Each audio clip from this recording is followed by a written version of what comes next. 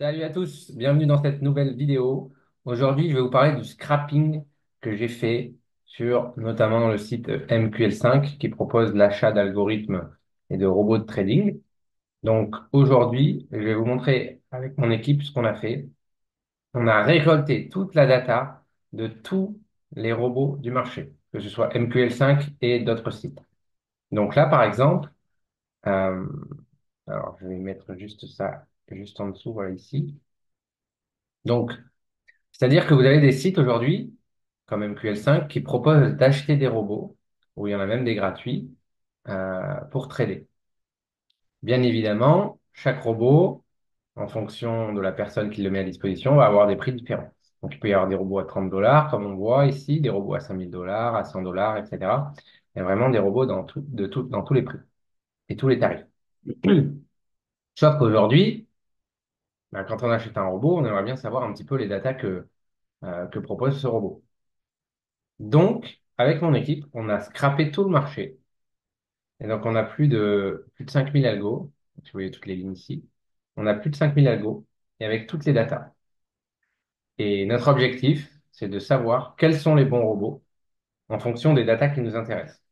Première data qui nous intéresse, le drawdown max qu'a pu avoir cet algorithme. Ça, c'est la première data. Donc là, par exemple, on voit qu'il y a des robots qui ont 8,3 de délai, d'autres qui peuvent monter à 51, 80, 64.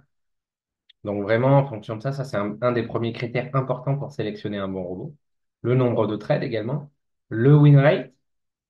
C'est vrai que moi, j'aime bien avoir un RR, euh, un bon RR, mais surtout qui correspond à un win rate élevé. Donc j'aime bien avoir des win rates entre 65 et 90% avec des RR corrects.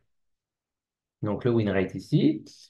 D'autres data, hein, l'activité de trading, les recovery factors, les profit factors, etc. Le nombre de trades à la hausse, le nombre de trades à la baisse. Donc, par exemple, on peut vraiment voir que c'est vraiment du trading dans les deux sens pour la majorité des robots, hein. Ou là, sauf là, par exemple, on a ce robot qui trade que à la hausse, qui a que trade, trade, pardon. Voilà. On a l'average profit et l'average loss, donc le gain moyen et la perte moyenne. Le nombre de pertes consécutives, que ce soit en dollars ou en nombre de trades.